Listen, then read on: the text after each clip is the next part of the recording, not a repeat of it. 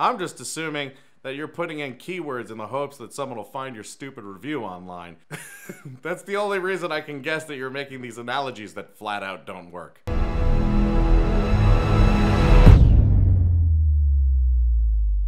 I'm excited for this one.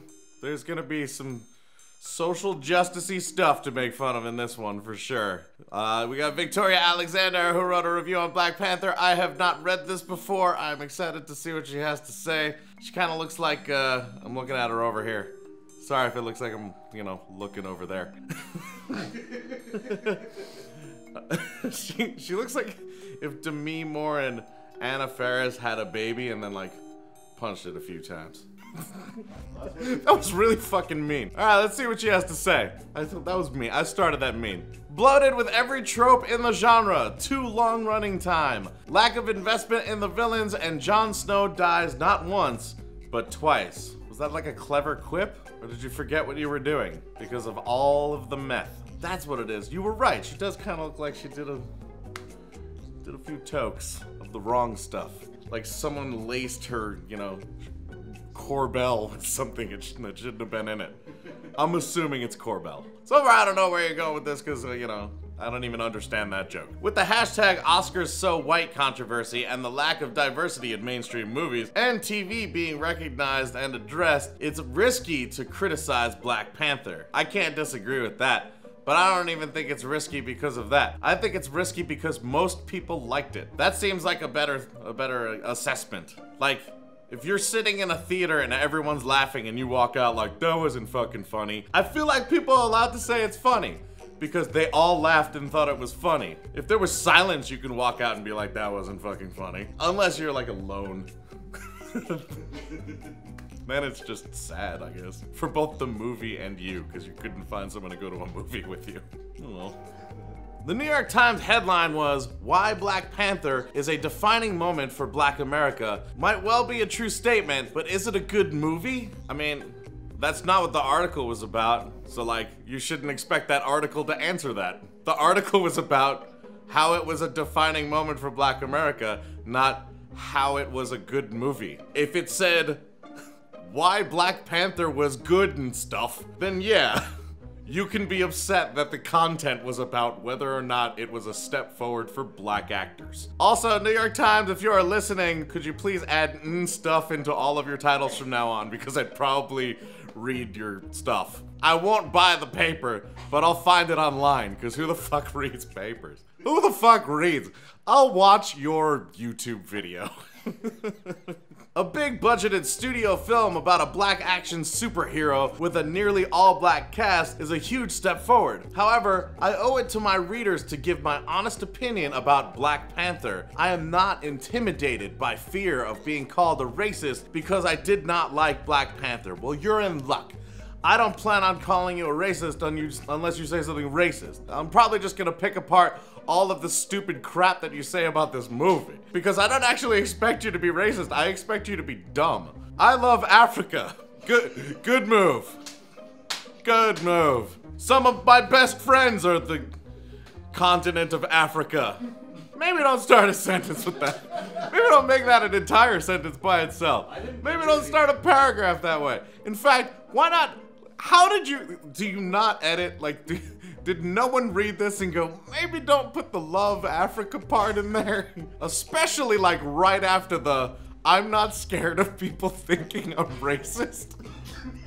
I have bona fides attesting to it. I have been to Botswana. Oh, you're listing all the places you've been to in Africa? And there's a lot of them! Listing all the places that you've been to in Africa does not build your legitimacy as a movie critic for a Marvel movie, whether or not it took place in Africa. It may give you some legitimacy if we were talking about Africa, and I tried to act like I knew anything about it having never been there, or even if it was like a documentary about Africa. But if you think Black Panther is a documentary about Africa, then you're just a fucking idiot, and I don't believe you were ever there. Wakanda is not real. It's magical, but magic also isn't real. Sorry, Disney. But it's not. By the way, I did want to read all the country names on the off chance that I would have pronounced them incorrectly, not because it would have made me seem racist. I love Africa. I just didn't want you to think that I'm bad at pronunciation. I didn't view these countries from an air-conditioned bus. I camped through the... Oh, I got a little sick in the...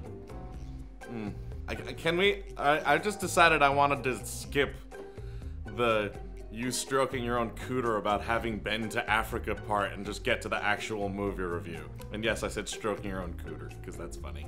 I just can't deal with you trying to make yourself legitimate just because of a place you visited. Like, I've been to France. It doesn't make me watch French movies better. You know what I mean? I don't like Bryan Adams more than you do just because I was in a strip club once in Montreal. I just like Bryan Adams more than you because I have some sense and understand music and know that he's a fucking god. Marvel's decision to put big money into Black Panther is admirable, and they will be rewarded with a massive box office. But the movie has problems, big problems. If you want to dismiss them, so be it. But I'm going to tell you exactly what is wrong with the movie. I'm so ready for this, especially because it shattered records and everyone loved it. Complaint number 1, Stan Lee's cameo. Can you complain about Stan Lee's cameo? I'm excited for this, let's go. With my feet on the ground view of Africa, to see a storyline about an African kingdom so highly advanced but hidden from the rest of the poverty-stricken continent is a grave disservice. I thought we were talking about Stan Lee's cameo. I don't understand how that... Are you saying that Stan Lee made Africa poor? That's fucked up. I mean, I understand that Stan Lee's powerful, but I don't believe that there's a moment where he's like, hey, true believers, unless you're African. Like...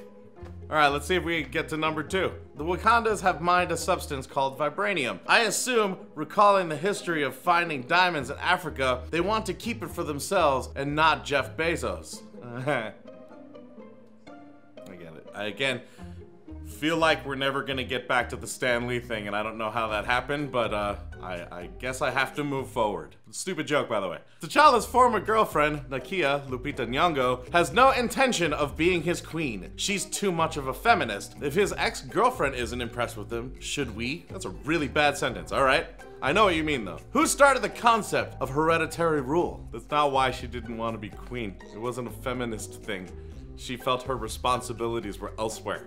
That's not feminism. That's also not feminism. That's literally just her feeling that her responsibilities were elsewhere. And also, she found herself more useful in that place where her responsibilities were. So that's fine, with her feet on the ground, per se. And if we're talking about the concept of hereditary rule, it's a thing that has existed for, I don't know, forever. Because if we want to talk about who started the concept of hereditary rule, if you are in any way religious, in any type of religion, the gods in the religion probably had some sort of hereditary rule, and they are a belief. Few, if any, monarchies have not acquired and defended their hold on power through deceit, murder, war, and oppression. From Wikipedia. I understand that that was also a joke, and if it wasn't, quit. Also, yes, I don't understand what you're trying to say. Like, is it accurate, inaccurate? Do you like it, not like it? It's literally just like, this is based on things that may have happened at some point throughout history. Yes. Okay. Should T'Challa's belief in hiding vibranium from his poor neighbors be considered heroic? No, and they didn't present it that way. Go on. Considering the breadth and width of Wakanda's superiority, they could have at least given the rest of Africa clean water and toilets. Yes. Did you not watch the movie? This was a conundrum. This was a juxtaposition, like a thing that they had to deal with and think about and learn by the end of the movie. Like, did you not want any kind of personal growth in the movie? Did you want a movie called Black Panther or Everything's Fine? Where's the villain? I was hoping you didn't watch it. First of all, there's 2. So the fact that you missed one would lead me to believe that you saw the other. But nope, you missed both. And that leads me to believe that you probably shouldn't drive, because you're probably not gonna notice things, and one of us might die because of you. Where's the villain? I was hoping it was Stan Lee, even though that was the #1 thing I didn't like about this movie, and there wasn't a #2 or anything beyond that so far. But I would like him to be the villain, because of the 2 villains that were in there, I didn't notice either. And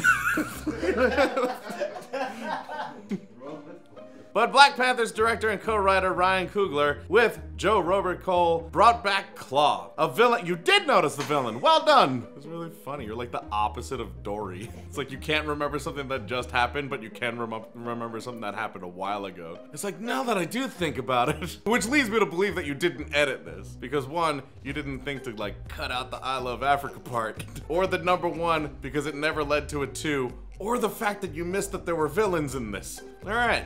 Moving right along. A villain shouldn't leave halfway through a movie. We want villains with commitment. I mean, I would beg that there are a lot of movies where the villain leaves really quickly. You ever seen Beauty and the Beast? Someone turns him into a beast and then pieces out. That was pretty villainous. And she's fucking gone like that, like immediately. We're fine with it because we introduced another one that we can hate in that movie. Oh wait, they did that in this movie?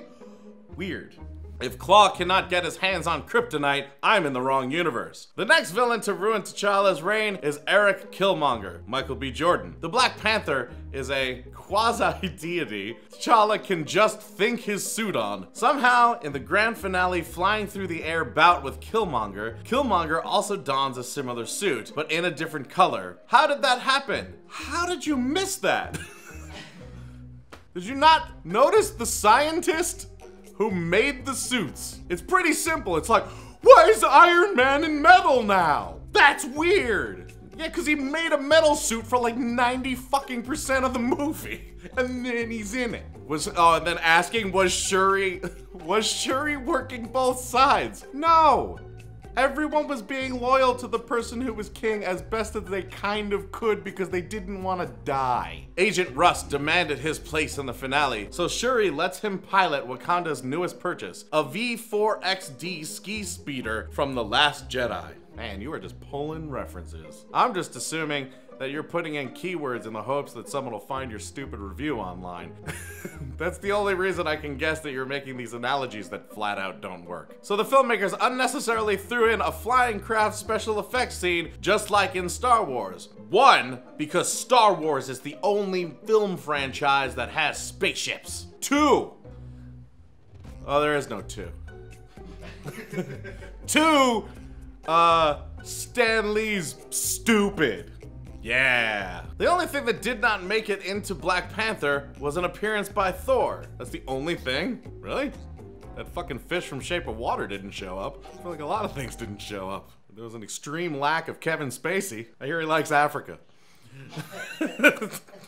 With a bloated 2-hour, 15-minute running time, which is my favorite thing that critics say, because if it's a movie they like, it's a perfect running time, and if it's a movie they don't like, it's somehow bloated. That's tender. Coogler ran out of ideas, so he repeats a scene, removing useless Agent Rust and dumping one resurrection. Could have given Claw more time to choose scenery and flirt with Shuri. For a person who loves Africa, you sure do want a lot more screen time for the white villain. In my opinion, Boseman lost an Academy Award for Best Actor for his portrayal of James Brown in Get On Up. He was sensational, but the title was all wrong for award season. The wrong title can kill a film. A Bigger Splash comes to mind. You're saying Black Panther is the wrong title? Because I thought we were talking about Black Panther. I feel like it's a pretty appropriate title considering the main character is Black Panther.